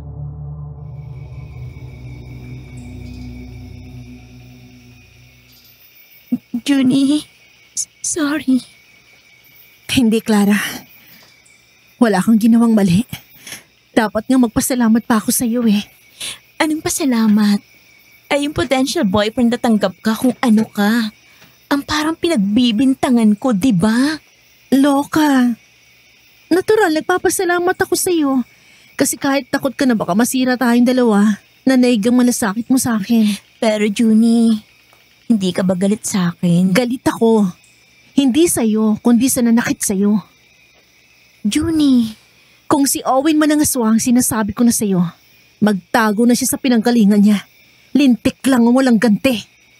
hindi ko gusto yung tono ng pananalita mo. Kung ano man ang balak mo, wag mo nang ituloy. At bakit hindi? Iba ito sa mga simpleng away kanto na dati mong hinaharap. Baka mapahamak ka. Para saan pambansag sa akin na ray ng aswang kung hindi ko paninindigan? Junie, Matanong lang kita. Napansin mo ba kung anong kulay ng mata ng aswang na atakihin ka? pula ang mata ng aswang. Pula. Kung totoo mang aswang si Owen at siyang umatake sa'yo, nagkamali si Owen ng inaswang.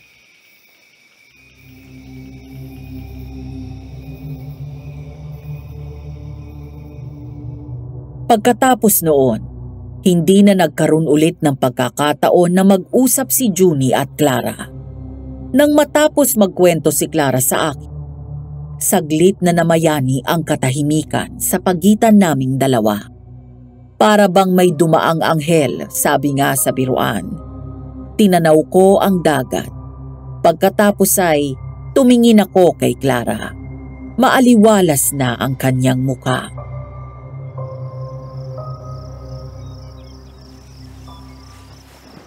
Kita mo? E di nakagaan, di ba? Oo, tama ka. Kaya naman ang susunod nating gagawin, puntahan ang jowa mo at gumawa ng plano. Ano? Sinong jowa? Wala akong jowa. Hoy, Maria Clara. Ako'y wag mong pagsinungalingan, ha? Hoy ka din, Ashton Jeffrey. Maninawag ka pa ng totoong pangalan ah. Huwag ka na mag-deny. Hindi ako nagdi-deny. Ilang beses ko na kayong nahuhuli ng kuya ko. Ilang beses ka na ding nadudulas na Seb lang ang tawag mo sa kanya. Isa pa, nakakita ko na inapakan mo siya nung gabi ng pageant. Hindi ko alam yung sinasabi mo ah. Halos durugin mo lang pa ni Kuya Seb nang sabihin niya na swerte siya dahil nakakita siya ng mga sexy. Oo na. Okay, tama ka. Hindi ko mamasamain na maging ate ka. Hindi pa naman sigurado kung pakakasalan ako ni Seb. Masaya na ako sa ganito.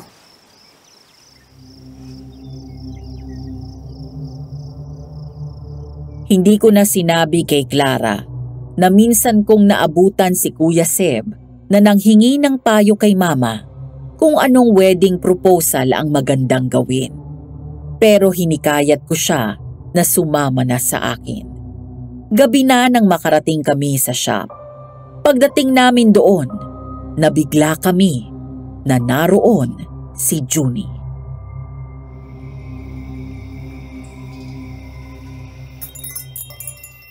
Junie, Hello! Putit na hagip mo yung palos na si Clara. Junie, Tama, yan nga ang pangalan ko. Huwag yun ang pudpurin. anong ginagawa mo dito? Nagpaplano kung paano manghuli ng aswang. Ha? Bakit niyo naman gagawin yun? Sinabi ko na kay Kuya Seb lahat, pati nang naobserbahan ko kay Owen. Inobserbahan mo si Owen? anong na-discover mo? Itong mga huling araw at linggo na magkasama kami, inobserbahan ko siya. Anong nalaman mo? Bihira siyang kumain kapag magkasama kami. Hindi siya nakakain na may bawang, asin o kalamansi. Noon bang pinagubad mo ng t-shirt si Owen? Nag-oobserba ka na? Oo, tinitingnan ko kung may balat siya sa balikat. At meron nga. Kung ganon, si Owen ang aswang? Hindi pa tayo sigurado. Baka may health issues lang siya. At nagkataon lang na may balat na hugis ibon din siya sa balikat? Sa buhay na ito, walang nagkataon lang. Health issues niyang mukha niya. Mama, Tita Iris? Oy, bakit? Alam nga naman na hindi ako makijoin sa inyo. Siyempre, inapi niyang Clara natin. Dapat ang full force tayo sa pagganti. Naman. Pero tama din si Seb. Dapat maging sigurado muna tayo. Pero kung maghihintay pa tayo, baka makasilisin ang aswang. Mas mahirap magkamali at makakasuhan tayo ng murder. Ayokong mapapunta sa koreksyonal o ang makalaboso ang kahit sino man sa atin.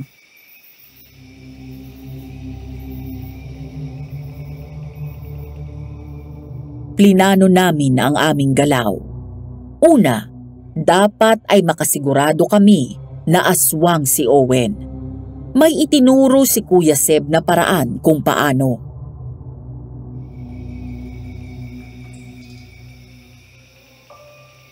Bago ko ituro ito, gusto kong malaman ninyo na tatalab lang ito kung close kayo ng tao.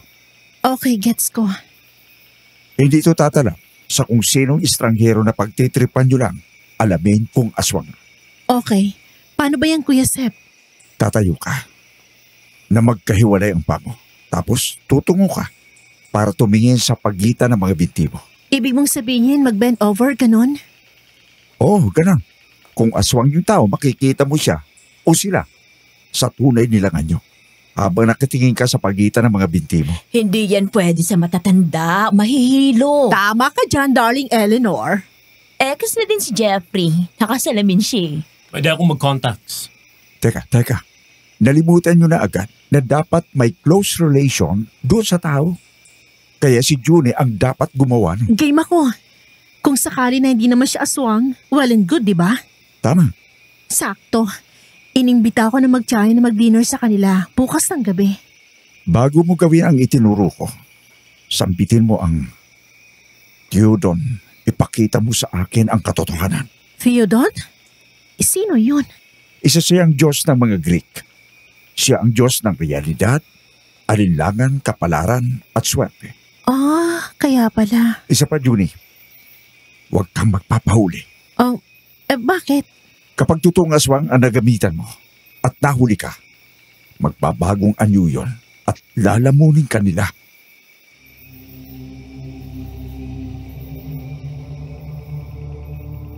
Kinabukasan, pagsapit ng gabi, Lumarga na si Junie sa dinner date niya.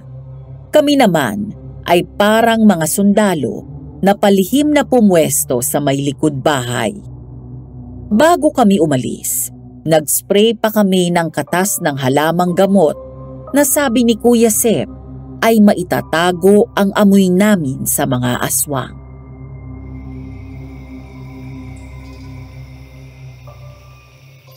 Kuya Sep, hindi sa nagdududang tumas ako ha, pero effective ba to? Jeffrey, umuusal ako ng taga-Bulak. Ibig sabihin, invisible na tayo?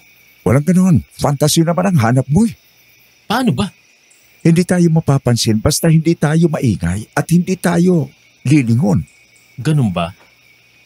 Oo, pero kapag hindi ka pa nagtigil sa kadadada mo, baka mahuli nga tayo. Okay. Hindi naman masama ang mag-usap eh. Basta babaan mo lang ang boses mo. Kuya Sep, may tanong ako. Ano? Itong punyal na pinagbibigay mo sa amin ni na mama, Kung talagang aswang ang masasaksak niya, magiging abo agad. Walang matitira. paano kung hindi? Kung hindi, makukulong tayo sa kasong pagpaslang. Impacta ka! Wala kang utang ni loob! Inagaw mo na nga si Owen sa akin. Gagamitan mo pa kami niyan, ha? Dapat talaga tinuloy na kita sa kulam! Papatayin kita! Nanggagalaiti ang sigaw ni Madam Chat. Hudyat para kumilos kami. Giniba namin ang back door at umakyat kami sa second floor. Inabutan namin si Junie na nakahandusay sa may teres at kinukubabawan ng aswang na may dilaw na mata at balak na hugis ibon sa balikat. Nakalilis na ang laylayan ng damit ni Junie at kinakapana ng aswang ang pagitan ng hita niya. Ang takot ko ay napalitan ng galit. Hawak ang punyal, sumugod ako. Junie! Anong ginagawa niyo sa pamamahay ko? Tulong! Jeffrey! Tulong! Bitiwan mo si Junie! Hayop ka! Pero mabilis ang aswang. Agad yung nakasalang. Tumalsik ang hawak kong punyal. Nagpambuno kami hanggang sa gumulong na kami sa sahig. At sa kamalasan ay tumalsik ang aking salamin sa mata. Wala akong nagawa kundi iharang ang mga braso ko hanggang sa mamitig yun. Tapos bigla na lang natigilan ang aswang. Nang mag-angat ako ng tingin, nakita kong sinaksak pala yun ni Junie. Makabasag eardrums ang naging tili ni Madam Chat. Sargo ang uhog at luha sa mukha niya. Paluhod niyang dinakot ng kanyang mga kamay ang abo at pinaghahalikan yun. Owen! Sabi ko naman sa'yo eh, okay lang ako kung mambababae ka. Kahit malalaki ka patanggap ko. Pero bakit kailangan mong mamatay? Bakit? Bakit? Madam Chat, nakikiramay po ako sa pagkamatay ng pamangkin niyo. Gago! Anong pamangkin ka dyan? Boyfriend ko si Owen. At pinatay niyo siya. Magbabayad kayo. Mga hayop kayo. Madam Chat, ano man pong binabalak ninyo, huwag niyo nang ituloy. Pero hindi nakinig si Madam Chat. Sumigaw siya na parang naluloka. Namula ang mata niya habang unti-unti siyang nagbabago ng anyo. Mamamatay kayong lahat ngayong gabi! Ikaw yun! Yung aswang na umatake sa amin sa talahiban? Oh! Ako! Kondangan kang gunggong ka na humahabol-habol ka pa! E sana'y nahalay ko na ang Junie na yan! At nang hindi na nilandi pa si Owen! Madam Chat, itigil mo na ito. Huwag mo nang dagdagan pa ang mga kasalanan mo. Anong kasalanan na? Wala akong kasalanan! Kung walang makakaalam! Dahil Mamamatay kayo ngayong gabi!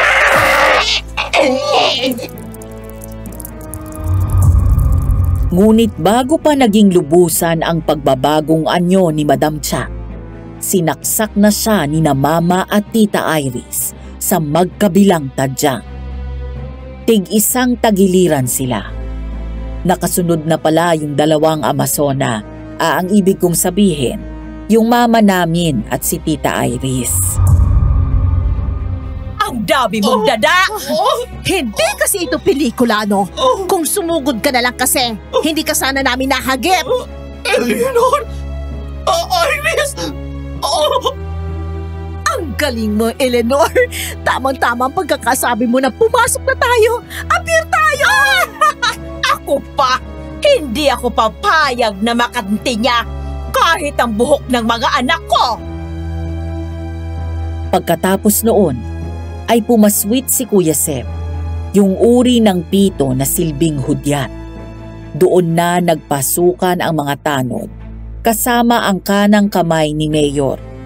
Abo na lamang ni na Owen at Madam Chat ang inabutan nila. Ito ang pinangakong pabuya ni Mayor. Bala ka na daw maghati-hati niyan, Seb. Pakisabi po kay Mayor, salamat po sa pagtitiwala at sa paniniwala niya sa sinabi ko. Itinaya mo na naman ang reputasyon mo, pati ang buhay mo. Paano hindi siya maniniwala sa iyo? Karangalan ko po na makapagsilbi ka man. Siya ka pala, ang bili ni Mayor, ha? Wala kayong pagsasabihan nito. Sige po. Pwede naman sigurong ikwento pero huwag nang mabanggit ang eksaktong lugar. Maganda ding kapulutan ng aral ang karanasan na ito, hindi ba? Pwede ding magsilbing babala.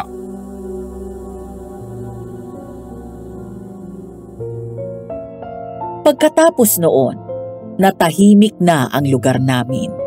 Wala nang nabalita pang nahalay na kababaihan o nakitang gagala-galang aswang. Ang aking si Junie, hayun, nakita na ako sa wakas.